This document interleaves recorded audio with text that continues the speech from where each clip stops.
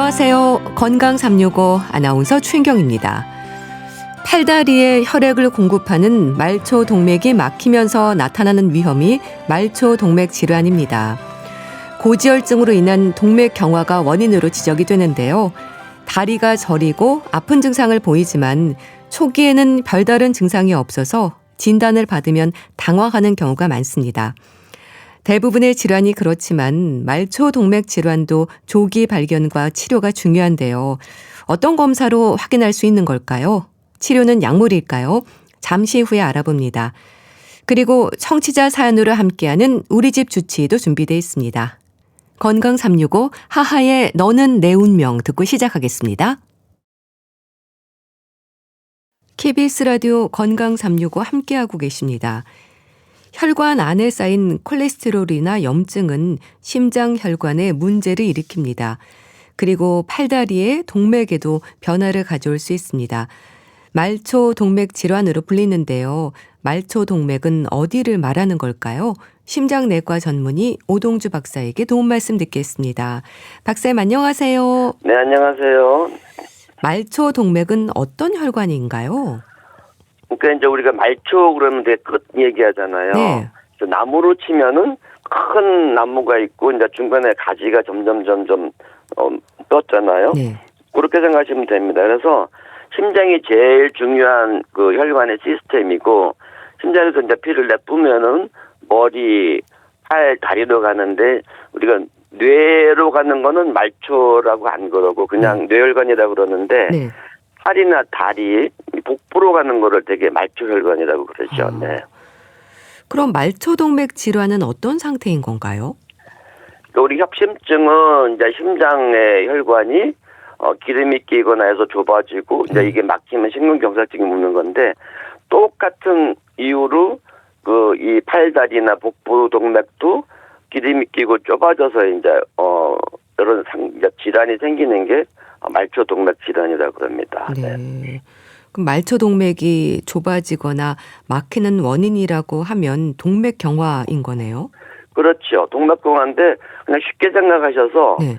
그 심장에도 오지만 팔다리도 똑같이 기름이 차서 막힐 수가 있다. 근데 우리가 이제 팔다리 그러면 뭐 심장도 아닌데 뭐 별거 있겠어 그러는데 이 말초동맥경화에 있는 분들은요 한 5년 내에 30%가 사망을 하세요. 굉장히 무섭죠. 그러니까 그렇네요. 즉 말초동맥까지 동맥경화 생길 정도면은 네. 다른 기관도 다 안 좋기 때문에 이렇게 위험도가 굉장히 높은 거죠. 네. 그럼 증상은 어떨까요? 환자들이 표현하는 증상도 다양할 것 같은데요. 이제 제일 우리가 문제가 되는 게 다리거든요. 예. 이제 팔에도 이런 게 오세요. 근데 팔은 많이 막혀서 자르고 그런 경우는 거의 없는데 다리가 이제 허벅다리 쪽부터 해서 무릎 쪽, 발가락 쪽이 막히게 되면은 심지어는 절단하는 경우도 있기 때문에 굉장히 무서운 건데 제일 흔한 증상은 가만히 있을 땐 괜찮은데 걸을 때 종아리가 아프다. 아니면 허벅다리가 아프다. 그리고 이제 최악의 경우는 아주 막힌 경우는 발이 많이 들어오세요. 원장님 왜 제 발가락이 이렇게 파래졌어요?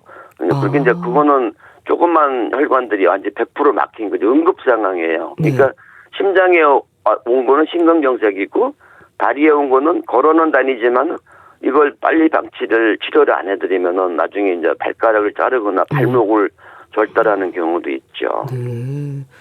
그럼 말초동맥 질환 증상의 원인이 혈관 문제가 맞는지를 확인하는 것도 중요할 것 같은데요. 진단은 어떤 검사로 확인하나요? 그러니까 제일 쉬운 거는 진찰이에요. 그래서 이제 눈으로 일단 보고 저 같은 경우는 무릎 뒤에 만져보면 동맥이 탁탁 뛰는 게 느껴져요. 그 발등에도 동맥이 또 하나 있고 그리고 왼쪽 우리 그 발목 옆으로도 만져보시면 펄떡펄떡 뛰는 게 있는데 이 세 군데를 보면은 이분의 동맥이 막혔는지 아니면 좁아져서 약해졌는지 대충 알 수 있어요. 그 다음에는 이제 초음파로도 찍는데 그냥 제일 쉬운 거는 CT를 찍습니다. 조영제를 넣어서. 그러면은 이 아래 그 배꼽부터 해서 발가락 끝까지 다 촬영돼서 나오고 경비 얼마 안 해요. 오래 보면 다 되기 때문에. 네. 그리고 더 쉽게 하는 거는 이제 ABI라 그래서 그냥 팔다리에다가 이렇게 혈압 재는 것 같은 하고 혈류 재는 건데 이거는 작은 혈관들은 안 나오고 네. 이 다리나 팔에 큰 혈관들이 좁아졌을 때는 거기서 이제 나타나면 그 다음에 CT 찍고 이제 네. 다른 검사로 넘어가게 됩니다. 네. 여러 검사를 하게 되는 건데요. 그런데요, 허벅지의 혈관은 심장의 관상동맥보다 더 굵지 않나요? 이렇게 굵은 혈관이 막힌다는 건데 하루아침에 생기는 일은 아니겠어요? 네, 우리 관상동맥 심장혈관은 제일 커봐야 뭐 3.5mm, 보통 이제 중간쯤 되면 2.5mm밖에 안 되는데 네. 이 다리 혈관은 한 8mm, 10mm 굉장히 커요. 1cm 그러네요. 큰 거죠. 그리고 이제 무릎 내려오고 그러면 5mm, 7mm. 그다음에 밑으로 가면 4mm 굉장히 큰 혈관입니다. 그런데 이제 절대 하루아침에 되는 건 아니고 이게 한 80% 막혀야 증상이 나타나거든요. 네. 그래서 본인은 며칠 안 됐다 그랬는데 네. 이거는 10년 이상, 15년에 걸쳐서 서서히 진행되는 거죠. 네. 네. 와, 10년, 15년 이상 그렇게 동맥경화가 오래 진행되는 동안 아무 증상 없이 모르고 지낼 수도 있는 건가요? 대개는 모르고 지내시고 아주 심해졌을 때 오세요. 그리고 이제 되게 다리가 제일 문제가 되는데 네. 또 어떤 분들은 이제 선생님 저는 왜 왼팔하고 오른팔 혈압이 이렇게 30씩 차이가 나요? 그래갖고 이제 CT 찍어보면 왼팔로 가는 그 혈관의 입구가 막혀 있거나 좁아져 있거나 네.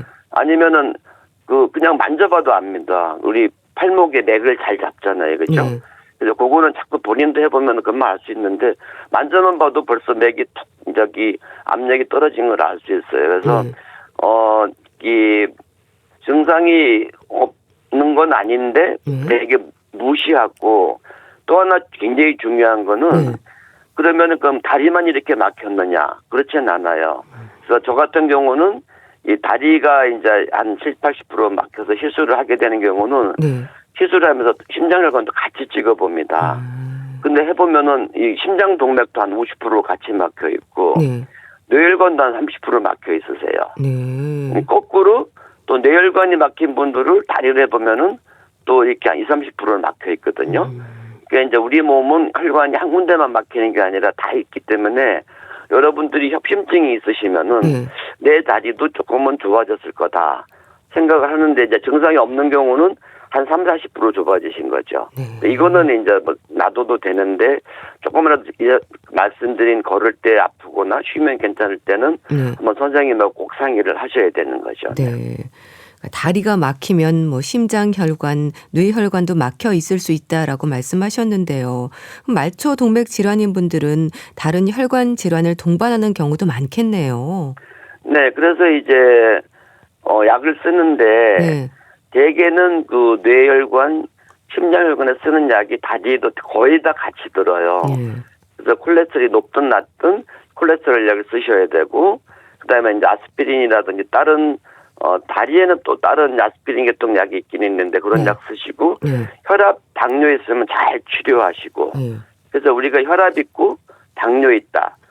제일 무서운 게 담배 핀다 그러면은 한 번쯤은 그 다리 혈류 검사도 반드시 해보시는 게 좋죠. 그러니까 제가 보면은 이 다리 혈관 막히는 분들이 담배 안 피는 분은 거의 없으세요. 그러시군요. 근데 담배도 막 굉장히 피세요. 막 두 갑씩 그렇게. 좀 아무리 끊으라 그래도 못 끊는 분들이 되게 결국은 다리 때문에 치료를 받게 되세요. 그 관상동맥 질환이나 뇌혈관 질환을 동반한다면 위험한 상태 아닌가요? 굉장히 위험하죠. 굉장히 위험합니다. 근데 이제 문제가 뭐냐면은 심장이 이제 관상동맥이 막혀서 그 심장 그 박출량이 떨어지면은 온몸에 순환이 안 되잖아요. 근데 이제 그 다리에까지 피가 안 가니까 평소에는 괜찮던 분이 심장 약화되면은 다리도 동시에 증상이 나타나세요. 다리에 산소가 안 가고 뭐 피가 안 가기 때문에 그 이 허혈 증상이라 그러죠. 그래서 뭐 한 10m만 걸어도 아프고 뭐 예전에는 뭐 잘 걷던 분들이 조금만 움직여도 계단 한 층만 올라가도 아프다 그러면은 그때는 심장과 다리를 거의 동시에 치료를 꼭 하셔야 됩니다. 네. 아까 말씀드렸지만 뇌혈관 심하게 좁아진 분들 한 번쯤은 다리도 같이 선생님한테 해서 다리 검사도 좀 해주세요. 그러면 CT가 싫으시면은 초음파로도 갈 수 있으세요. 네. 네네. 뭐 색이 변하는 분도 계신다고 하셨는데요. 상태가 심해지면 다리 조직이 어떻게 변하는 건가요? 그러니까 썩는 거죠. 제일 쉬운 말로. 그러니까 색이 변한 건 아주 위험해요. 응급 상황입니다. 그거는 바로 그 조용실에 모시고 가서 다리 찍어서 이제 혈관 조영술 해가지고 스텐트나 이렇게 풍선을 넓힐 수 있으면 높여드리고 네. 또 그 약을 쓰는 약이 있거든요. 네. 그런 걸 써야 되는데 우리가 이제 발가락이 5개가 다 이 파랗게 이제 까맣게 죽잖아요. 그러면은 좀 불행한 거는 발가락만 절단해서 되는 게 아니라 발가락 훨씬 위를 절단을 해야 돼요. 아, 그렇군요. 그리고 이제 그 발목이 또 발목부터 파랗게 다리가 그 색깔이 변하잖아요. 네. 그러면 발목 훨씬 위에 무릎 아래를 절단해 줘야 됩니다. 이게 무슨 얘기냐면은 발목이 피가 안 갈 정도면 이미 발목 위에 있는 혈관이 막혔다는 얘기가 되거든요. 그래서 아주 심한 분들을 담배 못 끊고 네. 그냥 이 다리를 절단하는데 담배를 두갑씩 피는 분들은 나중에는 이제 그 무릎까지 완전히 허벅지까지 수술을 하는 분들도 간혹 있으세요. 그러니까 혹시라도 내가 당뇨가 있는데 담배를 잘 안 펴도 당뇨 심한 분들이 이미 오거든요. 발가락 색깔이 좀 이상하다 할 때는 빨리 그 담당 그 주치의 선생님하고 상의를 하셔야 돼요. 네. 절단의 위험까지 생길 수 있다는 건데요. 그런데요, 이 말초동맥 질환에 대해서는 잘 모르는 분들이 많지 않나요? 모르세요, 정말로. 네. 그래서 일단 색깔이 안 좋을 때는 그리고 색깔이 뭐 괜찮다 하더라도 예전에 괜찮았는데 조금만 걸어도 아프다. 그리고 정말 드라마틱한 거는 쉬면은 또 금방 좋아져요. 아, 예. 이거는 전형적인 그 다리에 오는 말초혈관 질환이거든요. 그때는 이제 그 선생님이랑 상의를 해서 요거는 일반 병원에서는 치료가 안 되고 이렇게 조영술이 가능하고 또 말초혈관 치료가 가능한 병원들이 있습니다. 그런 데를 잘 검색을 하셔서 한번 가보시는 게 좋습니다. 네. 뭐 혈압, 당뇨, 흡연 앞서 지적을 하셨지만 말초동맥 질환을 조심해야 하는 고위험군이 있을까요? 제일 문제가 당뇨고요. 두 번째가 흡연인데 세 번째는 의외로 신부전증, 콩팥. 예, 콩팥이 안 좋아서 혈액투석을 하시거나 굉장히 콩팥이 안 좋은 분들이 이 다리 혈관이 동맥경화가 굉장히 빨리 오세요. 예, 그래서 지금 제가 있는 병원에서도 혈액투석을 많이 하는데 이분들이 이제 몇 년을 하시다가 의뢰가 옵니다.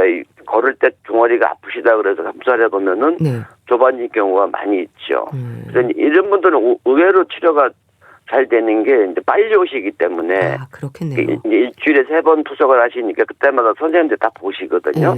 그래서 이제 위험한 이 상황을 놓치는 경우가 별로 없죠. 하여튼 내가 담배를 많이 피는데 당뇨가 있다 할 때는 이거 언젠가는 말초혈관 질환이 생기세요. 제일 나쁜 게 흡연이죠. 네네. 그럼 이런 고위험군에 해당하는 분들은 일단은 흡연하신 분들은 금연을 하셔야 될 것 같고 일상에서 좀 조심해야 하는 부분들도 많지 않을까요? 똑같아요. 그러니까 이제 나쁜 기름이 제일 나쁘거든요. 이제 우리 잘 튀긴 거 있잖아요. 예, 튀긴 거 뭐 맛있는 치킨, 돈가스, 햄버거, 탕수육 같은 거 좀 덜 드시고 이렇게 맛있는 게 더 몸에 안 좋은지 모르겠어요. 그렇군요. 젊은 사람들 많이 먹는 감자튀김, 예 그리고 빵, 과자, 국수, 라면 이런 것도 가공식품이잖아요, 그렇죠? 이런 거 많이 줄이시고 야채는 뭐든지 다 좋습니다. 호흡만 괜찮으시면은 혈관에 제일 좋은 야채가 과학적으로 마늘, 양파, 양배추, 브로콜리 이렇게 돼 있어요. 그 십자가같이 해서 브로콜리는 한국으로 잘 안 드시니까 양배추는 굉장히 싸잖아요, 그렇죠? 껍질 벗기면 드실 수 있으니까 그거는 온 가족이 매일 드시는 게 좋고 마늘 같은 것도 뭐 볶아 드셔도 되고 구워 드셔도 되고 위장 좋으면 슬라이스 내서 드셔도 되고 고기 드실 때도 식당에서 더 달라면 더 주니까 네. 그때는 한 20씩 구워서 드시고 네. 그런 평소의 습관을 드리는 게 아주 좋습니다. 네. 네. 참 보행도 그렇고요. 이게 삶의 질과 연결되는 부분이라서 빠른 진단과 치료가 중요할 것 같은데 어떨까요? 그러니까 조금이라도 보행이 이상하거나 그 제일 많은 증상이 장단지가 아프다 그래요. 무릎 아래. 네. 그래서 그 한쪽만 아픈 분이 많습니다. 한쪽만. 왜냐하면 양쪽 다 동맥경화 오지만 한쪽이 더 심하게 오면은 오른쪽만 더 아프거나 왼쪽이 아픈 분들이 있거든요. 네. 이때는 이제 이 방치하지 마시고 빨리 검사를 하세요. 검사 굉장히 간단하고 네. 경비도 얼마 안 들거든요. 그래서 이제 때를 놓치지 않는 게 굉장히 중요합니다. 네. 일단 약물 치료도 진행이 되고요. 상태에 따라서 치료가 달라지지 않을까 싶은데요. 시술이나 수술로도 진행이 되나요? 수술은 거의 안 해요. 네. 네, 예전에는 한 20, 30년 전에는 다 수술로 했거든요. 네. 근데 요즘에는 이제 스텐트가 너무 좋은 게 나와가지고요. 그러니까 심장에 넣는 거는 뭐 15mm, 20mm 아주 짧은 걸 넣는데 여기는 막 7cm, 8cm짜리 길고 군 스텐트도 많이 나옵니다. 네. 그래서 허벅다리에도 넣고 종아리도 넣고 이제 많이들 넣기 때문에 요거는 빨리 병원에만 가시면 되는데 네. 환자분들이 그렇게 조금만 걸어도 아프다 하시는 분들이 딱 시술하고 그 다음날 되면은 너무너무 좋아하세요. 하나도 안 아프시다 그러거든요.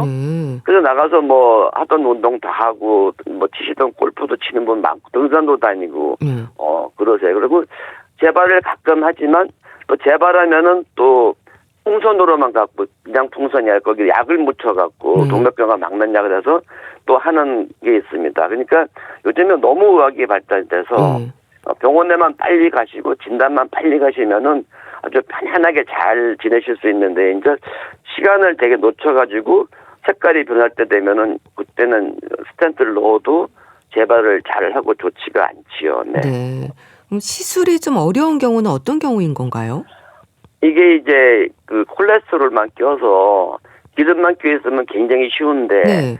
심장도 마찬가지인데 이게 동맥경화 오래되면은 혈관벽에 칼슘이 차기 시작해요. 네. 우리 흔히 석회라 그러죠. 네. 엑스레이 찍으면 이제 하얗게 그 CT 찍으면 보이는데 석회가 많이 찬 분들은 이 스텐트를 넣기 전에 풍선으로 혈관을 넓혀놓고 네. 스텐트를 넣어야 되는데 펴지지가 않아요. 그래서 막 저희도 굉장히 애를 먹는데 예. 아주 불행한 경우는 이거를 이제 일단 펴야 스텐트가 들어가기 때문에 풍선을 무리해서 막 압력하다 보면 혈관이 이렇게 터져버리는 경우가 있습니다. 이제 그때는 이제 응급 수술 같은 거를 들어가는 방법도 있고 아니면 이제 그 스텐트에다가 특별한 헝겊을 이렇게 대놔가지고 이 딱 그걸 넣으면은 터진 혈관이 안에서 막히게 되는 거죠. 네. 그런 경우도 있는데 하여튼 누구나 다 연세가 70 넘고 그래서 60 넘어서 찍어보면은 대개는 혈압 있는 분들은 석회가 다리에 다 있어요. 네. 근데 너무 걱정하지 마시고 석회가 다행인 거는 혈관 밖에서부터 시작해서 안으로 들어오거든요. 근데 이제 문제는 안으로 들어온 분들이 시술이 어려워지죠. 그러니까 제일 중요한 거는 증상이고 그다음에 이제 시술할 때 문제점은 너무 오래돼서 석회가 많이 찬 분들은 이제 요즘에는 뭐 이 다이아몬드 같은 걸로 해서 갈가내는 방법도 있고 여러 가지 방법이 있습니다. 네네. 네. 노인 환자들의 경우에는 시술 전에도 확인해야 하는 건강 상태들이 좀 있겠네요. 그럼요. 이게 이제는 이제 시술할 때 조영제도 들어가야 되고 여러 가지 이제 다리로 이제 그 관이 들어가야 되는데 이 연세 드신 분들은 대개 혈압, 당뇨 있고 이런 분들이 콩팥도 안 좋고 심장, 뇌도 다 안 좋기 때문에 그러니까 시술은 잘 됐는데 여러 가지 그런 출혈이 되거나 이런 조영제가 많이 들어가서 또 콩팥이 나빠져가지고 회복기에 또 이 혈액 투석을 하거나 또 아주 위험하게 되시는 경우도 있으세요. 그래서 하여튼 노인 연세가 많으실수록 시술의 위험 부담자나 치료는 어렵지만은 그래도 이제 하게 되면 꼭 하셔야 되죠. 네네. 치료 후에도 관리는 필요한 걸 텐데요. 동맥경화의 위험 요인들에 대한 관리가 중요할 것 같습니다. 그렇습니다. 당뇨 잘 조절하시고 혈압약 잘 드시고 반드시 콜레스테롤 약이 그렇게 중요하세요. 그리고 이제 담배 끊는 분 제발 담배 끊으셔야 되고요. 네. 그래서 이제 스탠드 넣고 나면은 걸어도 좋아요. 많이 걸으면 재발을 덜 하십니다. 네. 걷는 거 중요하다고 하셨는데 말초 동맥 질환인 분들에게 운동도 필수적이지 않을까요? 어떤 분들은 그러세요. 제가 혈관이 좁아졌는데 네. 운동하면 더 나빠지지 않을까? 절대 그렇지 않아요. 운동을 하시면 그 좁아진 부위 옆으로 새로 혈관이 생기세요. 네. 그래갖고 이제 고구를 이렇게 비껴나가서 아래 종아리에 피를 주고 그런 게 있거든. 심장도 마찬가지인데. 그래서 이제 약을 드시면서 반드시 운동을 해가지고 혈류를 증가시키는 게 아주 중요하죠. 네, 알겠습니다. 자, 오늘은 말초 동맥 질환에 대해서 알아봤는데요. 심장내과 전문의 오동주 박사와 함께했습니다. 감사합니다. 네, 고맙습니다. KBS 라디오 건강 365 함께하고 계신데요. 김범수의 나타나 듣고 다시 오겠습니다. KBS 라디오 건강 365 함께하고 계십니다. 청취자가 주신 사연으로 알아보는 우리 집 주치 순천향대 서울병원 가정의학과 조현 교수와 함께합니다. 교수님 안녕하세요. 네, 안녕하세요. 우선 70대 남성이 주는 사연부터 들어봅니다. 발바닥 통증으로 고생하시는 것 같은데요. 들어보시죠. 요새 좀 불편한 건 다리, 발바닥, 엉덩이 쪽 그쪽이 좀 약간 감각 이상이 있어요. 뭐 한 1년 이상 됐죠. 가만히 있을 때는 괜찮아요. 통증 같은 건 없어요. 근데 발바닥에 감각 이상이 있다니까요. 아니 느껴지긴 하는데 하여간 이상이 있어. 이상해. 근데 하여간 뭐라고 표현을 잘 못하겠어요. 발 등도 조금 그렇고. 약은 지어주는데 대학병원에 갔어요. 근데 몇 달 먹어도 안 낫더라고요. 아무래도 이거 뭐 이거 아무래도 신경계통 같아요. 이게 보니까 처음에는 걷는 게 좀 불편하더라고요. 이렇게 이 종아리 같은 것들이 좀 아프고 처음에 엉덩이 쪽 이렇게 좀 아프더라고요. 네. 발바닥으로 시작해서 점점 이상을 느끼는 부위가 종아리, 엉덩이까지 범위가 넓어지는 것 같은데요. 감각이 없다는 말을 하세요. 병원에도 다녀오셨다고 하는데 신경계 이상을 의심하셨나 봅니다.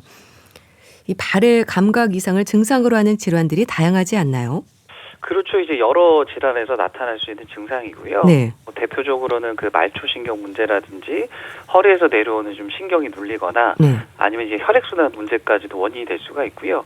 특히나 이제 발에서 시작해서 점점 위로 올라오는 양상이라고 하면은 네. 그러니까 신경이 지나가는 경로를 따라서 이제 증상이 나타난다라고 보셔야 되거든요. 네. 왜냐하면 이제 단순하게 근육통인 경우에는 그냥 둔하다, 그냥 남의 발 같다라는 이제 표현을 하시는데, 그러니까 이런 경우에는 이제 신경계에 문제가 있다고 좀 봐야 될 것 같은 증상입니다. 네. 그럼 말초 신경의 문제도 이제 생각해 볼 수 있을까요? 병원에도 다녀오셨고 약을 복용하셨다는데 원인에 대해서는 확실히 기억하지 못하시지만 신경계 이상으로 알고 계시는 것 같습니다. 말초 신경병증일 수 있는 걸까요? 그렇죠. 이제 말초 신경병증은 이제 충분히 좀 의심해 볼 수 있는 상태고요. 네. 그러니까 말초 신경이라는 거는 이제 손과 발처럼 우리 몸의 그 말단 부위에 있는 감각을 좀 전달하는 역할을 하거든요. 네. 근데 이 신경이 이제 손상이 되게 되면은 발바닥에서부터 이상 감각이 시작되는 경우가 많고요. 특히나 이제 양쪽 발에서 시작을 하고 네. 그다음에 점점 이제 종아리 쪽으로 올라오는 형태입니다. 그래서 이런 경우면은 이제 말초 신경병증의 좀 전형적인 양상이라고 봐야 되고요. 네. 그러니까 통증보다는 좀 저리다, 이상하다 이런 느낌이 좀 중심이 되는 경우가 흔합니다. 네. 그럼 말씀 주신 말초신경병증과 당뇨병성 말초신경병증도 있지 않습니까? 어떤 차이로 이해하면 될까요? 그러니까 이 말초 신경병증이라는 거는 그러니까 하나의 질환이라기보다는 그러니까 여러 원인으로 생기는 좀 포괄적인 좀 개념으로 좀 봐야 되거든요. 그러니까 그 중에서 가장 흔한 원인이 이제 당뇨병이 되는 거고요. 네. 그러니까 이 경우를 이제 따로 우리가 이제 당뇨병성 말초 신경병증이라고 부르게 됩니다. 그러니까 네. 당뇨병성 신경병증이라는 거는 그러니까 말초 신경병증이라고 하는 큰 그 범위 안에 있는 한 종류로 보시면 될 것 같고요. 네. 그러니까 혈당이 좀 높아져 있기 때문에 그러니까 신경이 손상되면서 나타나는 상태로 보시면 될 것 같습니다. 네. 그러니까 당뇨 외에도 뭐 비타민이 부족하거나 신장 질환이 있거나 아니면 약물 때문에도 이런 좀 말초신경병증이 생길 수가 있기 때문에 네. 이거는 이제 당뇨병성 이제 말초신경병증이라는 거는 그 말초신경병증에 포함이 된다라고 보셔야 될 것 같습니다. 네. 이 말초신경병증은 많은 분들이 저리다, 뭐 이상하다 이런 표현을 한다고 하셨는데요. 증상은 비슷한가요?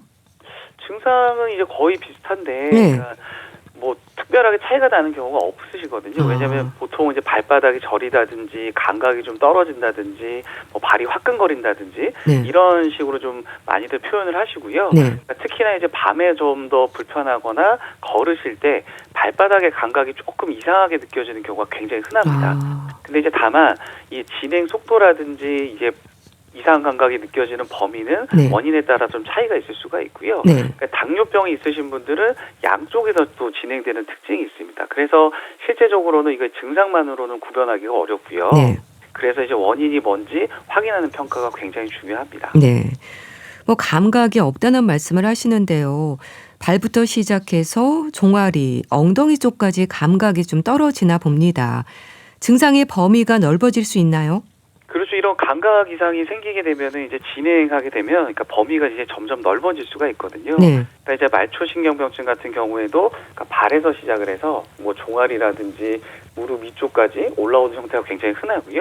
네. 이거를 이제 양말을 신은 것 같은 분포라고 좀 표현을 하기도 합니다. 아, 네. 네, 그래서 이제 신경 손상이 이제 밑에서부터 시작 때문에 이런 말을 하게 되고요. 네. 그다음에 이제 엉덩이까지 이어지는 경우에는 이 말초신경뿐만 아니라 그러니까 허리에서 내려오는 신경까지 문제가 있는 걸 같이 고려를 해야 되거든요. 네. 그래서 증상이 너무 넓어지는 경우에는 음. 이게 단순하게 그 말초신경의 문제인지 아니면 이제 허리에 있는 신경이 눌려서 생기는 문제인지 이게 구분할 필요가 있습니다. 네. 감각 이상이 온다고 하셨는데요. 감각이 없다는 게 어떤 의미일까요? 그러니까 말초신경병증은 보통 저리고 아프고 감각이 없는 상태로 많이 힘들어한다고 하셨는데요. 그러니까 이거 감각이 없다는 표현은 실제로는 이제 감각이 좀 둔해지거나 그러니까 비정상적으로 느껴지는 상태를 의미를 하거든요. 네. 그래서 이게 완전히 감각을 못 느끼는 경우도 있지만 그러니까 대부분은 좀 이상하다, 뭐 둔하다, 남의 발 같다 이런 네. 식으로 표현을 많이 하시고요. 네. 그 말초신경병증에서는 뭐 저리다든지 화끈거리다든지 감각이 좀 떨어진다든지 이런 증상이 함께 나타날 수가 있습니다. 네. 가만히 있을 때는 괜찮다고 하시는데요. 통증은 없다고 하십니다. 통증이 있기도 하고 없는 경우도 있나요? 네, 이 말초신경병증에서는 통증이 있을 수도 있고 없을 수도 있습니다. 아, 그렇군요. 네, 그러니까 일부에서는 뭐 화끈거리는 통증이라든지 뭐 찌르는 그런 느낌이 나타날 수가 있지만 네. 다른 경우에는 통증 없이 그냥 감각만 떨어져 있는 경우도 많거든요. 그래서 특히나 이제 고령에서는 통증보다는 그러니까 둔하다든지 아니면 감각 이상 형태로 나타나는 경우가 훨씬 더 많습니다. 네. 그래서 이제 통증이 없다고 해서 신경 문제가 아니건 아니고요. 그러니까 감각 변화 자체만으로도 그러니까 중요한 신호로 보고 있습니다. 네. 이 사연 주신 분이 힘들어하시는 건 감각이 없다는 건데요. 이렇게 위쪽으로 쭉 올라와서 발바닥과 다리, 엉덩이 쪽까지 증상이 이어지면 앉았다 일어설 때도 좀 불안하지 않을까요? 그렇죠. 왜냐하면 이제 발하고 다리의 감각이 떨어지게 되면 네. 움직임 안정성에도 영향을 줄 수가 아, 있거든요. 그러니까요. 왜 그러냐면 이제 발바닥 감각은 특히나 이제 균형을 잡는 데 굉장히 중요한 역할을 하기 때문에 네. 이쪽의 감각이 둔해지게 되면은 걸을 때 조금 불안정함을 느낄 수가 있습니다. 그리고 이제 앉았다 일어날 때 체중 이동이 또 정확하게 느껴지지 않기 때문에 네. 불편함이라든지 불안감을 느끼시는 경우도 있을 수가 있거든요. 그래서 이런 증상은 단순하게 감각 문제가 아니라 네. 이런 걷는다든지 일어선다든지 이런 기능적인 안정성과도 연결된 문제입니다. 네. 발바닥 감각은 균형을 잡을 때 중요하다고 하셨는데요. 그럼 균형감이나 일어설 때 특히 조심하셔야 될 것 같은데 어떨까요? 예, 맞습니다. 이제 감각 저하가 있는 경우에는 이제 균형하고 이제 낙상 위험을 함께 좀 생각을 해주셔야 되는데 네. 특히나 이제 고령에서는 이 작은 균형 문제가 있더라도 이제 낙상으로 이어질 수가 있기 때문에 훨씬 더 좀 주의를 하셔야 되고요. 네. 그래서 일어설 때는 조금 더 천천히 자세를 바꾸셔야 되고 그다음에 뭔가 잡고 지지할 수 있는 좀 환경을 좀 만드는 게 굉장히 중요합니다. 네. 그리고 이제 미끄러지지 않는 신발이라든지 주변 환경 정리도 좀 도움이 될 수가 있고요. 네. 그래서 이런 경우는 그냥 단순하게 그 감각 관리뿐만 아니라 안전하고 균형을 함께 고려하는 게 굉장히 필요합니다. 네. 약을 몇 달 복용하셨다고 하는데요. 근데 증상이 가라앉진 않나 봅니다. 치료가 쉽지 않은가요? 그렇죠. 이제 말초신경병증은 경우에 따라서 치료가 좀 잘 안 되는 질환 중에 하나거든요. 그러니까 이미 이제 신경이 좀 손상이 되면은 회복 속도가 느리기 때문에 약을 몇 달 복용해도 그러니까 본인이 느끼는 그 체감 변화가 크지 않은 경우가 굉장히 많으시고요. 네. 특히나 이제 원인이 이제 교정이 안 되고 지속되는 상태라고 하면은 증상도 계속 유지될 수가 있습니다. 그래서 이제 우리가 이제 치료 목표를 잡을 때도 이걸 이제 완전히 없애는 것보다는 네. 증상이 좀 진행하는 걸 억제하고 그러니까 환자분의 그 불편을 줄이는 방향 쪽으로 저희가 설정을 하고 있고요. 네. 그리고 이제 약을 복용해도 이제 변화가 크지 않다고 해서 이게 이제 치료가 실패한 건 아니고 네. 그냥 경과를 보면서 이제 조절하는 질환으로 좀 이해하는 게 중요합니다. 네. 사연 주신 분의 원인이 당뇨병성 말초신경병증이라면 당뇨병의 합병증일 텐데요. 이런 경우에는 어떤 치료와 노력이 필요할까요? 이게 당뇨병성 말초신경병증이라고 하면은 가장 중요한 건 혈당 조절이거든요. 네. 그러니까 혈당이 좀 안정적으로 유지가 되어야지만 이 신경 손상에 좀 진행을 늦출 수가 있고요. 그러니까 이와 함께 좀 신경 증상을 좀 완화하기 위한 약물 치료를 같이 병행을 하게 됩니다. 네. 그리고 이제 이럴 때는 이제 발 관리가 굉장히 중요하기 때문에 뭐 발에 상처가 난다든지 감염이 생기는 거를 생기지 않도록 정기적으로 좀 확인을 하셔야 되고요. 네. 그다음에 이제 혈당 조절에는 이제 운동하고 체중 관리가 굉장히 도움이 되기 때문에 네. 이런 것들도 좀 신경을 써주셔야 될 것 같습니다. 네, 알겠습니다. 이제 다음 사연도 들어보시죠. 제가 나이는 26살이라서 젊은 편인데 근데 혈압을 재면은 한 150, 수축기가 150 정도로 나오는 고혈압이어가지고 걱정을 좀 했습니다. 고혈압은 고등학교 정도 때부터 있었던 것 같습니다. 가족력이 큰 것 같습니다. 어머니가 고혈압이 있어가지고 짠 거를 좀 적게 먹어야 되지 않나.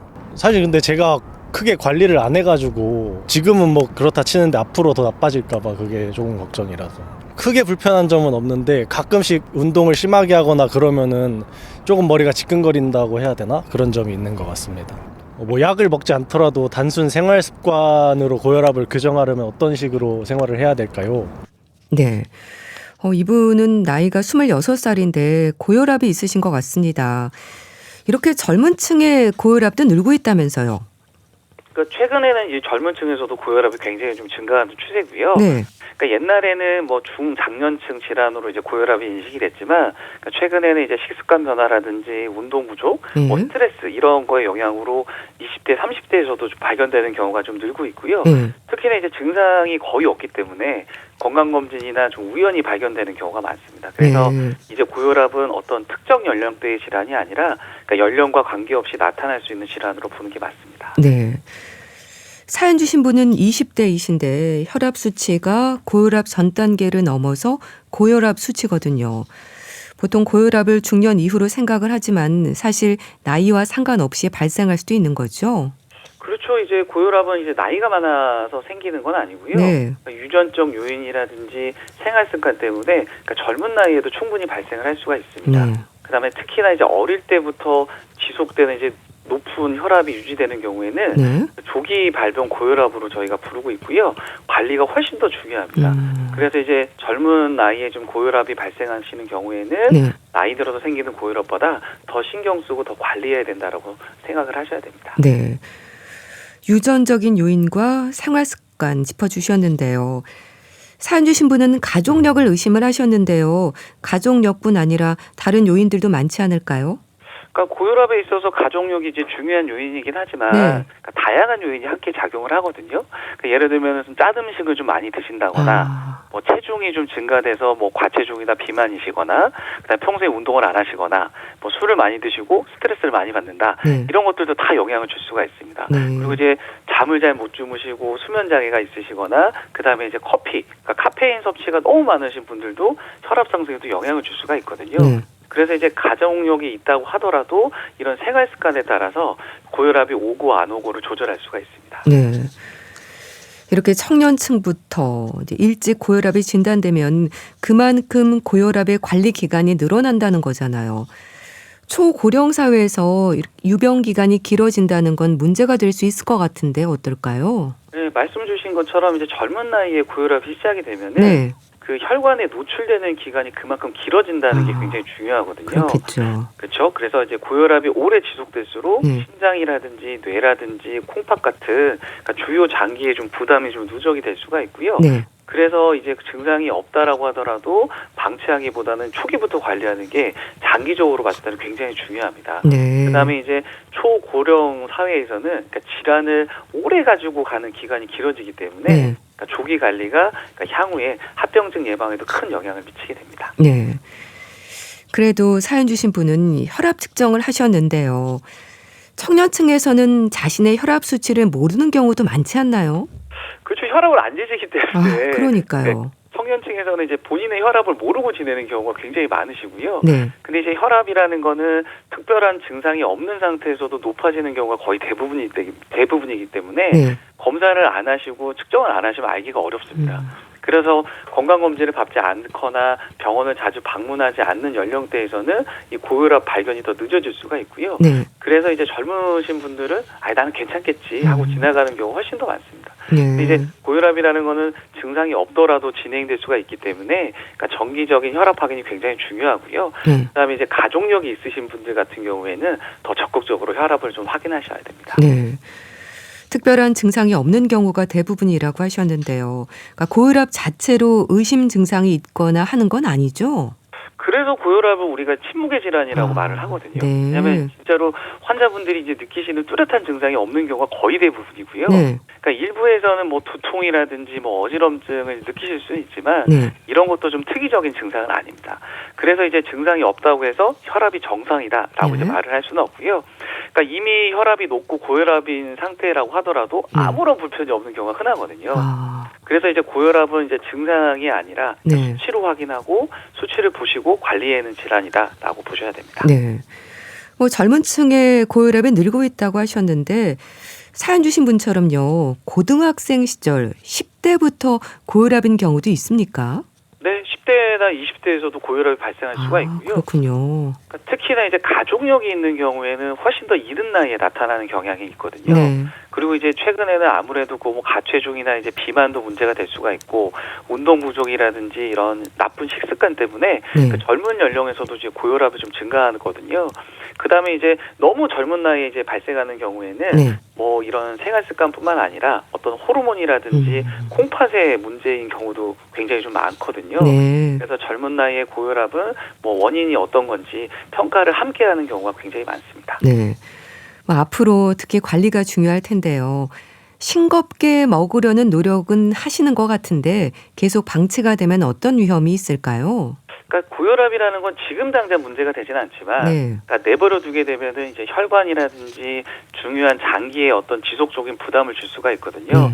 그래서 이제 장기적으로는 심장 질환이라든지 뇌졸중, 그다음에 콩팥 기능 저하와 같은 합병증으로 이어질 수가 있습니다. 네. 그다음에 이제 젊은 나이에 이제 시작이 된 고혈압 같은 경우는 노출 기간이 길어지기 때문에 네. 훨씬 더 좀 누적되는 위험이 더 커질 수가 있고요.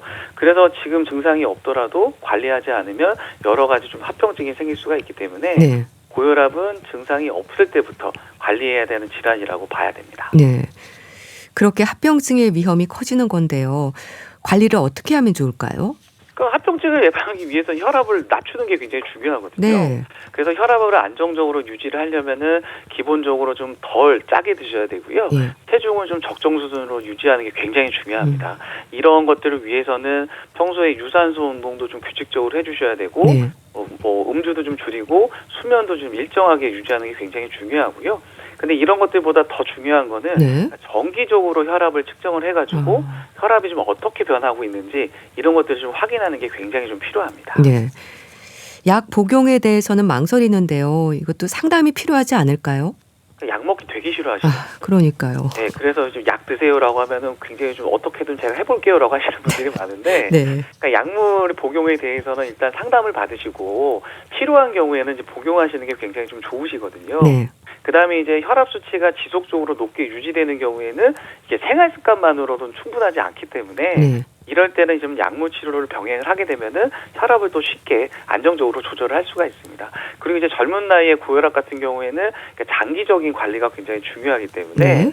약물 치료가 필요합니다라고 했을 때는 일단 복용을 하시고 네. 그다음에 생활 습관도 잘 교정을 하고 지키시다 보면은 약의 용량이 줄어들게 되고 그다음에 약을 또 끊을 수가 있거든요.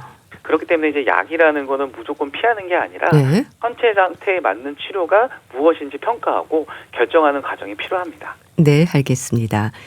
우리 집 주치, 건강에 대한 궁금증 풀어봤는데요. 순천향대 서울병원 가정의학과 조현 교수와 함께했습니다. 감사합니다. 네, 감사합니다. 이선희의 불꽃처럼 보내드리면서 인사드릴게요. 건강 365 아나운서 최인경이었습니다. 고맙습니다.